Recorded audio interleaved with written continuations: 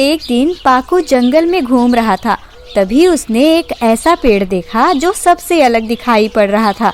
वो उस पेड़ के नजदीक जाकर पूछा, तुम सबसे अलग दिखाई पड़ते हो, तुम में कोई खास बात है क्या? तुमने बिल्कुल सही पहचाना पाकू, मैं एक चमत्कारी पेड़ हूँ और यही मेरी विशेषता है, इसलिए मैं सभी पेड़ों से अलग दिखाई देता हूँ। क्या ये बात सबको पता है कि तुम चमत्कारी पेड़ हो? नहीं, ये बात किसी को नहीं पता और किसी ने मुझसे ऐसा सवाल भी नहीं किया जो बताता मैं किसी को। तो क्या मैं तुम्हारे चमत्कार का लाभ उठा सकता हूँ? हाँ हाँ, क्यों नहीं, तुम जो चाहो मांग सकते हो, तुम्हें यहाँ सब कुछ मिलेगा। पाकू आजमाने के लिए उस चमत्कारी पेड़ से चने के दाने मांगता है। हे चमत्कारी पेड़, मुझे चने के दाने चाहिए। उसके सामने चने के दाने मौजूद हो जाते हैं।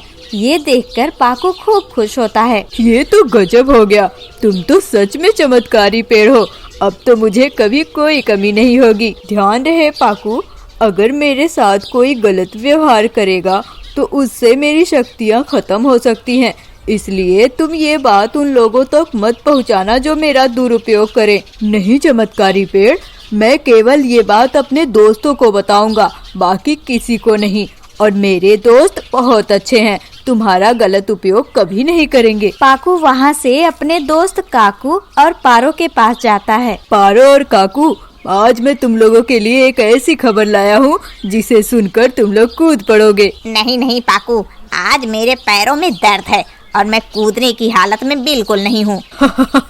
फिर भी मैं बताऊंगा, मैं आज एक चमत्कारी पेड़ से मिला, वो हमारे जंगल में ही मौजूद है, उससे जो कुछ भी मांगो तुरंत मिल जाता है। क्या बात कर रहे हो पाकू, भला ऐसा भी कोई पेड़ होता है क्या? अरे नहीं पारो, ये बस बहका रहा है हमें। अगर ऐसा कुछ होता तो क्या इतने दिनों तक छुपा रहता, और सबसे पहले तो मुझे पता चलता, पाकू को नहीं समझी? काकू, मैं झूठ क्यों बोलूँगा तुम लोगों से, यकीन ना हो तो कल चलो तुम लोग मेरे साथ। ठीक है पाकू, हम तुम्हारा चमत्कारी पेड़ देखने जरूर चलेंगे। अगले दिन पाकू पारो और काकू को लेकर उस चमत्कारी पेड़ के पास जाता है। ये देखो, यही है वो चमत्कारी पेड़, अगर आजमाना है तो कुछ मांग कर देखो। हे चमत्कारी पेड़, मुझे एक मुलायम घोंसले की आवश्यकता है, क्या तुम वो मुझे दे सकते हो? पारो के सामने एक बहुत ही मुलायम घोंसला प्रकट हो जाता है। ये सब देखकर काकू एकदम दंग रह जाता है और अपने मन में कहता है, इतना कामदार चमत्कारी पेड़ मेरी नजर में पहले क्यों नहीं आया?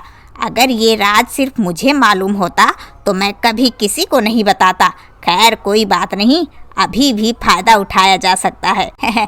तुमने तो बिल्कुल सही कहा था पाकू, ये तो सच में चमत्कारी पेड़ है। हाँ काकू, लेकिन इसका दुरुपयोग कभी मत करना, कभी भी अपनी जरूरत के अलावा कुछ मत मांगना, वरना इस पेड़ की शक्तियाँ खत्म हो जाएंगी। तभी उस चमत्कारी पेड़ ने काकू को समझाते हुए कहा, पाकू एकदम सही कह रहा है, तुम तीनों मेरे चमत्कार के विषय में जान चुके हो, इसलिए मैं फिर से कह रहा हूँ कि जब तुम्हें किसी चीज की सर्वाधिक आवश्यकता हो तभी मांगना, वरना मुझे उसका अंजाम भोगना पड़ेगा। पेड़ के समझाने पर सबको तो समझ में आ गया, लेकिन काकू ठहरा चालाक और स्वार्थी, वो समझ के भी नासमझी करता है। एक दिन पाकू को बड़ी प्यास लगी और वो पानी की तलाश में उसी पेड़ के पास पहुँचा। हे चमत्कारी पेड़, मुझे बहुत प्यास लगी है, हो सके तो मुझे थोड़ा पानी पिला दो। चमत्कारी पेड़ अपनी शक्ति से पाकू के सामने पानी से भरा घड़ा पेश कर देता है। पाकू जी भर के पानी पीता है और कहता है, तुम्हारा बहुत बहुत धन्यवाद पेड़ महाराज, तुमने मेरी प्यास बुझाकर मुझ पे जो एहसान किया है, कभी मौका मिलेगा तो मैं ये एहसान जरूर चुकाऊंगा। ऐसा कहकर पाकू वहाँ से चला जाता है। कुछ समय बाद काकू वहाँ आता है। उसे किसी भी चीज की आवश्यकता नहीं थी, फिर भी उसने उस पेड़ से दाने मांगे। हे चमत्कारी पेड़, मुझे ढेर सारे दानों की जरूरत है। तभी उसके सामने दाने प्रकट हो जाते हैं। अरे वाह, इतनी जल्दी इतने सारे दाने मिल गए, अब तो मैं माला माल हो जाऊंगा। ये तुम क्या करने जा रहे हो काकू? मैंने पहले भी कहा था, अब भी कह रहा हूँ कि मेरे चमत्कार का गलत उपयोग मत करो। तुम इन दानों को ले जाकर गरीब पक्षियों में बांट दो। चुप करो तुम्हारी तरह मैं पागल थोड़ी हूँ जो मुफ्त में दान देता फिरूं। मैं तो इनका व्यापार करूँगा। इसी तरह काकू हर रोज कुछ न कुछ मांगता रहा और उनका व्यापार करता रहा। थोड़े ही दिनों में उस पेड़ की सारी शक्तियाँ खत्म हो जाती हैं और वो पेड़ बूढ़ा हो जाता है। अच्छा होता अगर मैं पाकू को अपने चमत्कार के बारे में नहीं बताया होता। काकू ने अपने स्वार्थ में मुझे शक्तिहीन बना डाला। उतने में ही पाकू उस पेड़ के पास आ जाता है। अरे पेड़ महाराज, तुम इतने बूढ़े कैसे हो गए? क्या हुआ तुम्हें? चमत्कारी पेड़ पाकू को सारी बातें बताता है और सब जानने के बाद पाकू उस पेड़ से माफी मांगते हुए कहता है, मैं माफी चाहूंगा चमत्कारी पेड़, सब कुछ मेरी वजह से हुआ है। मैं अगर ये बात अपने तक ही रखता तो आज तुम्हें इतना कष्ट न होता। तुम्हें इस रूप में देखकर मुझे बहुत बुरा लग रहा है।